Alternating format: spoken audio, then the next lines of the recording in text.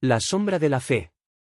La noche caía sin piedad sobre el pequeño pueblo de San Malak, cuando una silueta oscura comenzó a rondar los límites de lo creído y lo inexplicable. Entre sombras y susurros, algo ancestral despertaba, poniendo en jaque la fe de aquellos que durante generaciones habían vivido en paz. Lo que parecía ser una leyenda olvidada se transformaría en el catalizador de una pesadilla que uniría el temor y la esperanza, y que cambiaría para siempre la existencia de quienes se atrevieran a enfrentarla. Mucho gusto, espectador. No te olvides de darle like y comentar qué te pareció la historia. Sin nada más, comencemos. El eco de la inocencia.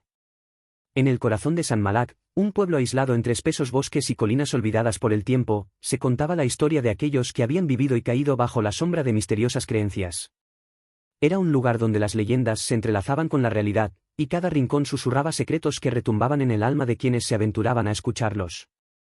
Entre esas vidas marcadas por el destino, nació Alba, una niña de ojos intensos y mirada que parecía desbordar un conocimiento ancestral, como si el eco de generaciones pasadas habitara en su interior.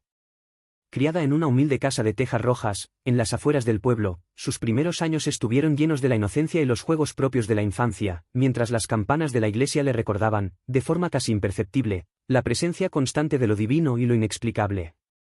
La madre de Alba, Clara, era una mujer de fe inquebrantable que había heredado, a su vez, las creencias y temores de su propia madre.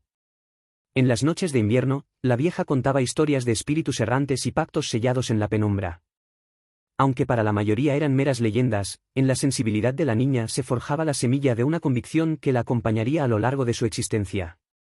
Así, cada relato, cada rastro de misterio, terminaba configurando el mundo interior de Alba, donde la luz y la oscuridad se disputaban su alma. Una tarde de otoño, mientras las hojas caían como lágrimas doradas del cielo, Alba se encontró sola en el umbral del bosque. El viento parecía murmurar secretos olvidados y el crujido de las ramas formaba una sinfonía macabra que solo su corazón infantil podía descifrar.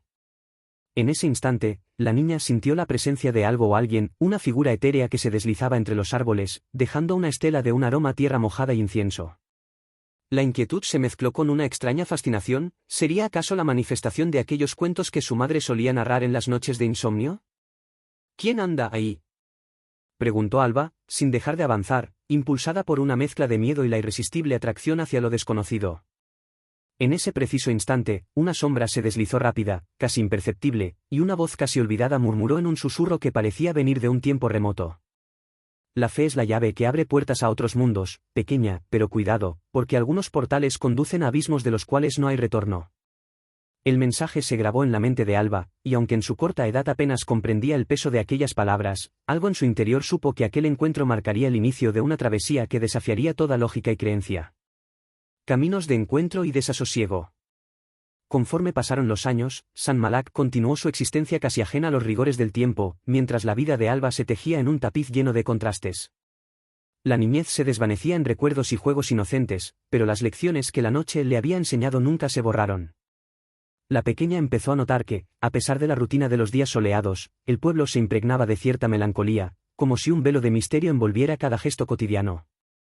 En la escuela, sus compañeros la percibían como distinta, dotada de una sensibilidad inusual que la separaba del resto.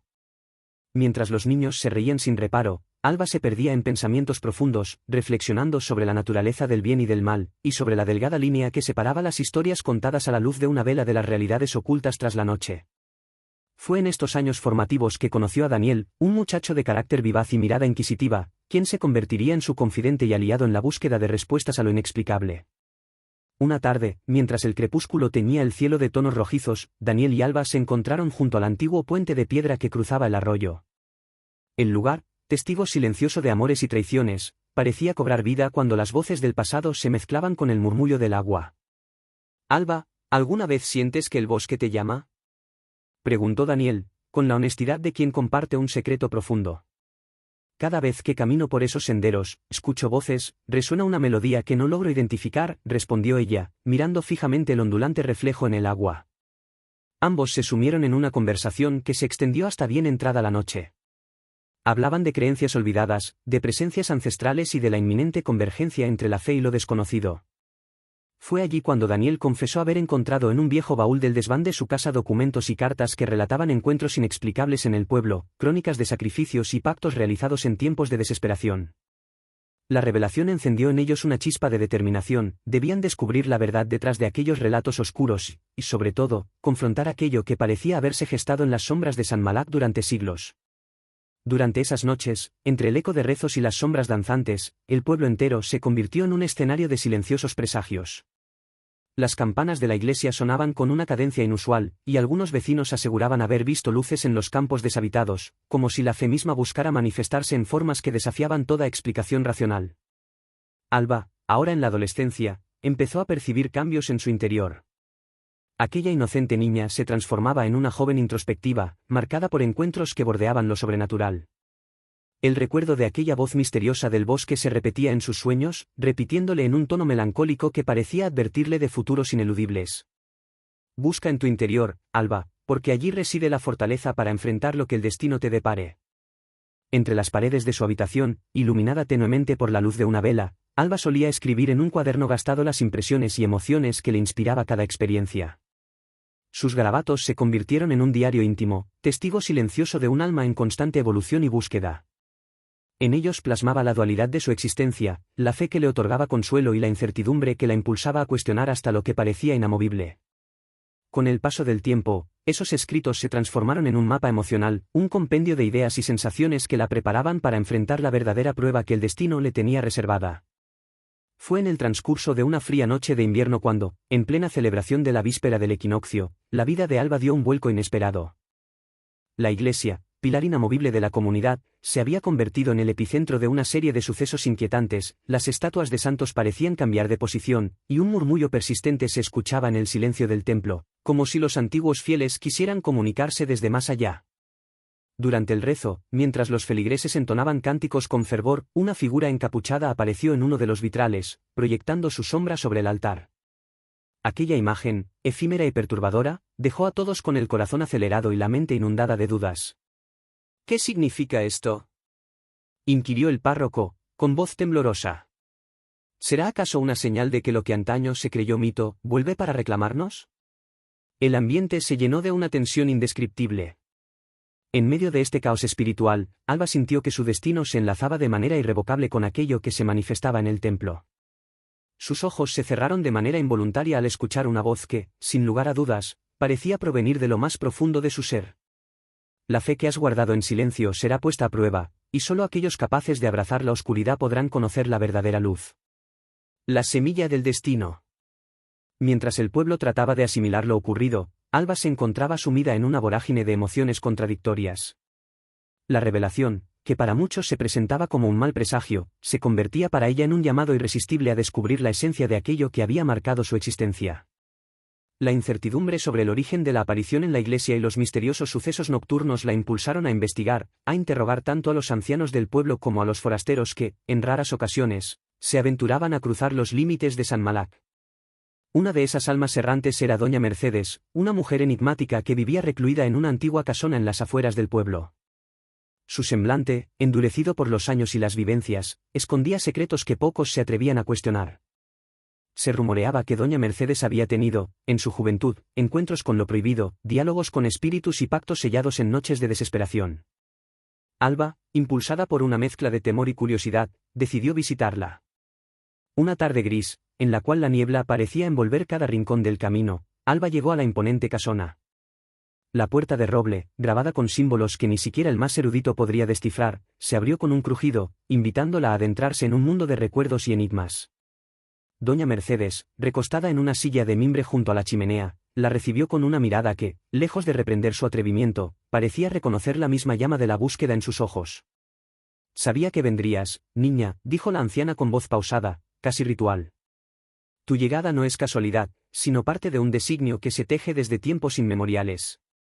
Entre palabras entrecortadas y miradas que parecían atravesar el velo del tiempo, doña Mercedes comenzó a relatar la historia ancestral de San Malak, un pasado donde la fe y la oscuridad convivían en un extraño equilibrio, y donde ciertos elegidos debían cargar con el peso de secretos que desafiaban la razón.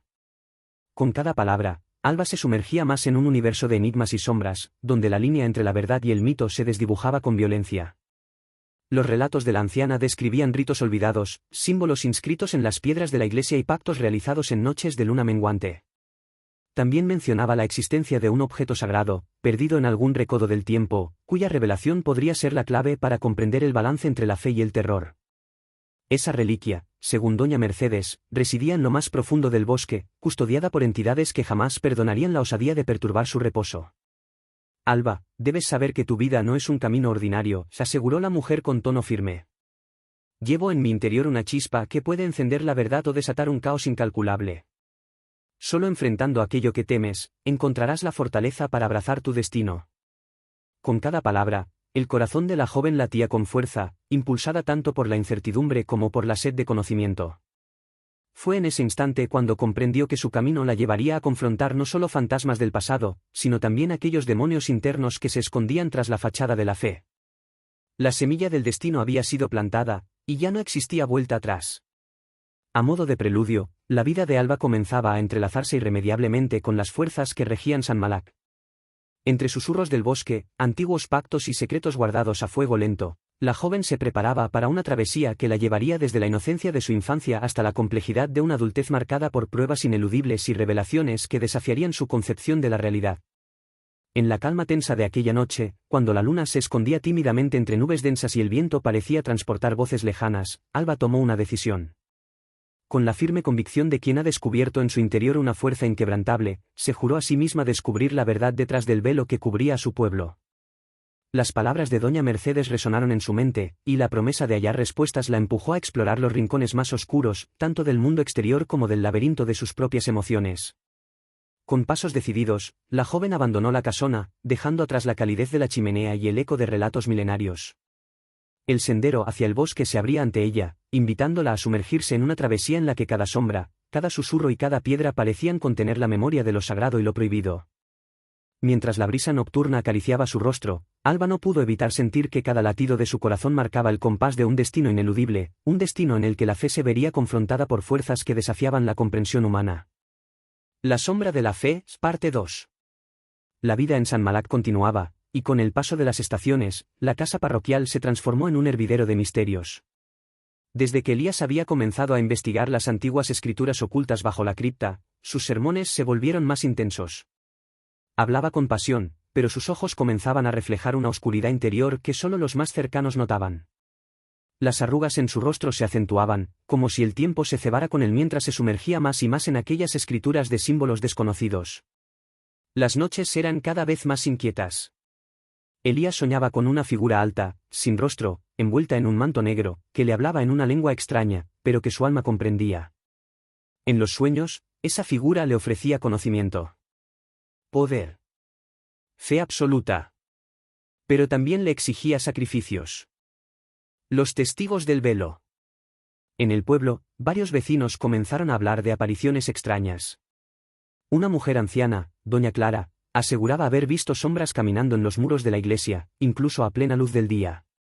Un grupo de jóvenes que una noche acampó cerca del bosque juró haber escuchado cánticos en latín mezclado con lenguas antiguas que no podían identificar. Uno de ellos desapareció.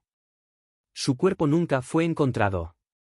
La policía local, incrédula, solo supuso que se trataba de un joven escapando de casa. Pero el hermano de este chico, Marcos, no lo aceptó tan fácilmente. Marcos tenía 19 años, era un joven curioso, rebelde, y devoto sin ser fanático. Comenzó a investigar por su cuenta, convencido de que en la iglesia pasaba algo más. Fue Marcos quien descubrió que la noche de la desaparición coincidía con la primera vez que Elías pasó toda la madrugada en la cripta. También descubrió que las visitas al cementerio se habían incrementado, pero no para entierros. Marcos decidió confrontar al padre. El conjuro de la carne. Una noche, Elías fue sorprendido en la cripta por el joven Marcos, quien, sigilosamente, lo siguió tras la misa vespertina. Lo que vio lo dejó sin aliento. Elías se encontraba de rodillas, rodeado de un círculo de velas negras. Sobre el altar de piedra descansaba un libro abierto con hojas escritas en símbolos infernales. En el centro del círculo yacía una figura inerte, era el cuerpo sin vida de una oveja. Marcos retrocedió, pero hizo crujir una tabla del suelo. Elías se giró de inmediato. Sus ojos brillaban con un tono dorado, inhumano. «Tú no deberías estar aquí», dijo, con una voz que parecía resonar con ecos múltiples. «¿Qué estás haciendo, padre? Esto no es de Dios». Dios ya no escucha, hijo. Él calla, pero ella no. Ella responde. Y está cerca de volver. Marcos escapó, corriendo hasta perder el aliento. Esa noche, abandonó el pueblo, pero antes de irse dejó una carta a la Madre Superiora del convento cercano, con todo lo que había visto. Esa carta sería ignorada durante semanas, hasta que fue demasiado tarde. Las reliquias del mal, Elías, cada vez más consumido por los textos y los sueños, descubrió que no era el primero en abrir la cripta. A través de diarios ocultos en un compartimiento secreto del altar, descubrió que uno de sus predecesores, el padre Jacinto, en 1924, también había accedido a ese conocimiento prohibido. Él también había visto a la mujer sin rostro.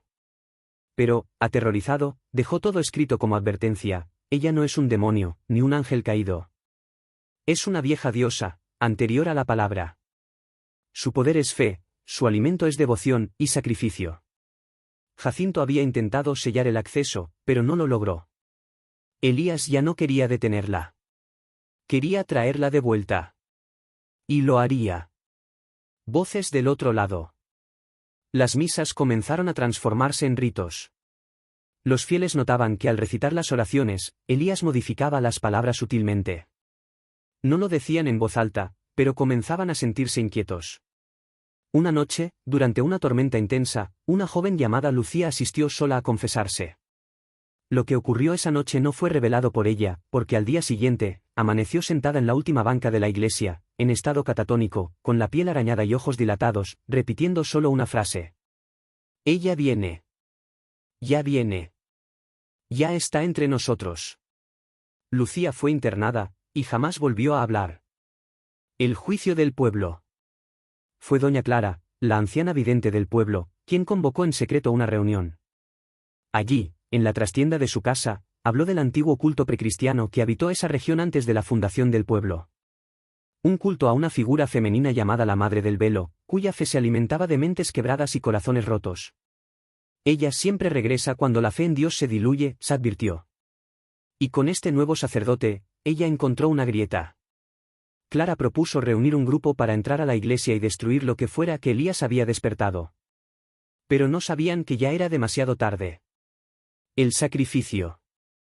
La noche del equinoccio, Elías reunió en la iglesia a un grupo de fieles.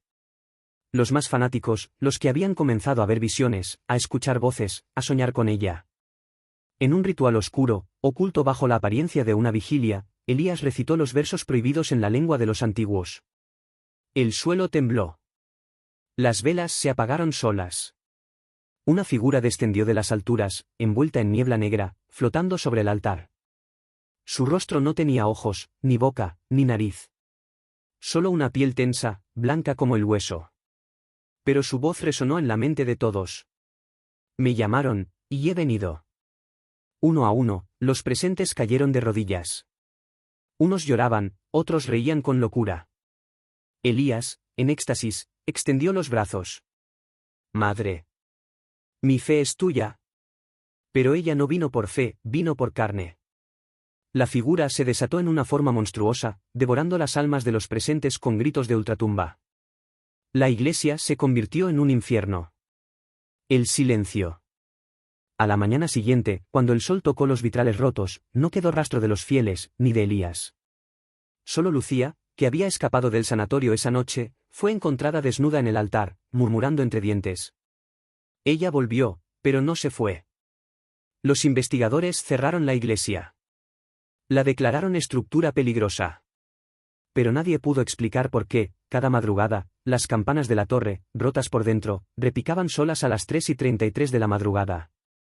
Y entre los árboles cercanos, hay quienes aseguran ver a una figura femenina sin rostro, observando, esperando. La iglesia fue sellada por las autoridades. Nadie volvió a entrar. Pero el pueblo nunca volvió a ser el mismo. Los días eran más grises. El viento soplaba más fuerte en las noches. Los animales se alejaban de San Malak, y los niños comenzaron a nacer con marcas extrañas, líneas en espiral en la espalda, ojos con iris rasgados, o sueños compartidos con una mujer sin rostro. El tiempo pasó. Años. Pero el horror, no. ¿Elías, vivo? Un investigador paranormal, Julián Navarro, llegó al pueblo tras recibir una serie de cartas firmadas por alguien que decía ser Elías. Las cartas hablaban de redención. De una verdad oculta. De un sacrificio necesario para evitar algo peor. Julián era escéptico, pero curioso. Había escuchado leyendas de San Malak en foros de internet, pero no creía que nada de eso fuera real. Hasta que llegó y notó que los relojes del pueblo se detenían a las 3:33 de la madrugada todas las noches, exactamente cuando sonaban las campanas invisibles. Una anciana le dio un papel arrugado al llegar. Si escuchas su voz, no respondas. Pero Julián no prestó atención. El diario del padre. Mientras investigaba los alrededores de la iglesia abandonada, Julián halló una trampilla escondida entre las tumbas del cementerio. Bajó con linterna y descubrió una cripta secundaria, más antigua, tallada en piedra volcánica. Allí, entre polvo y silencio, encontró un diario, con tinta fresca. Era la letra de Elías. Creí que podía controlarla. Pero ella me usó. Nunca quise abrirle la puerta, solo verla. Solo entenderla. Pero ella, me hizo ver todo lo que existe, y todo lo que está por venir. No estoy muerto. Estoy entre. Vivo en el eco de sus pensamientos. Ella me lleva. Me arrastra. Me susurra desde las grietas. Julián sintió frío. Muy frío. Giró la linterna, al fondo del túnel, vio una silueta. No caminaba. Flotaba. La mujer sin rostro. El verdadero rostro. Julián despertó días después en la casa de doña Clara. Ella lo había encontrado inconsciente a metros del cementerio. Temblaba. Había perdido el habla. Pero lo que más sorprendió a Clara fue lo que sostenía en las manos, una cruz invertida, tallada en hueso humano, con un ojo que se abría y cerraba. Durante semanas, Julián no dijo palabra. Hasta que una noche, susurró. Ella ya no necesita portales. Clara se horrorizó. Sabía lo que eso significaba. La diosa, la madre del velo, ya no estaba encerrada entre mundos. Ahora habitaba dentro de la fe de los hombres. El culto del silencio. Años después, el pueblo fue comprado por una fundación religiosa internacional que declaró el lugar como zona de retiro espiritual. Pero nada más lejos de la verdad. Lucía, la joven que había quedado catatónica, regresó como una figura enigmática. Ya no era débil ni quebrada. Hablaba con voz serena, profunda, como si muchas voces la habitaran, era la nueva guía del culto. Elías nunca fue visto nuevamente, pero su presencia era constante. En cada símbolo del nuevo templo. En cada canto. En cada mirada vacía de los nuevos fieles, que llegaban de todas partes del mundo, buscando la verdadera fe. El último testigo. Julián, con el rostro envejecido prematuramente, vivía en una habitación oscura, rodeado de velas y espejos cubiertos con sábanas. Escribía compulsivamente en paredes, techos y hojas dispersas. Una noche, encendió la cámara y grabó un mensaje. Si ves esto, no busques San Malak. No leas los salmos oscuros. No ores con devoción ciega. Porque lo que rezas, podría responderte. Ella no quiere tu fe. Quiere tu mente. Tu miedo. Tu alma. La iglesia fue el error. Elías fue el canal. Pero nosotros, tú, yo, somos el alimento. Ella está en todas partes donde la fe se tuerce. La grabación se interrumpió con un grito desgarrador. Y el silencio eterno.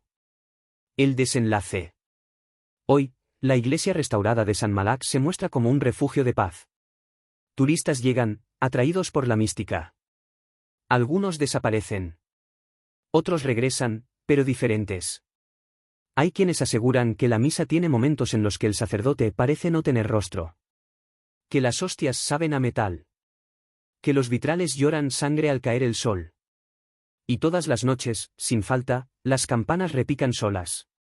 A las 3:33. ¿Y tú? ¿Estás seguro de que tu fe no ha sido tocada por ella? ¿Estás seguro de que no la invocaste alguna vez, con tus pensamientos más oscuros? Porque si sientes que algo te observa mientras escuchas esto, quizás ya esté contigo. Si esta historia te estremeció, Dale like al vídeo. Comenta qué parte te impactó más. Y suscríbete si quieres más relatos como este. Y recuerda, la fe puede ser luz. Pero en la oscuridad más profunda, es también el canal que puede abrir la puerta. Gracias por escuchar La Sombra de la Fe. Nos vemos. Si sobrevives la noche.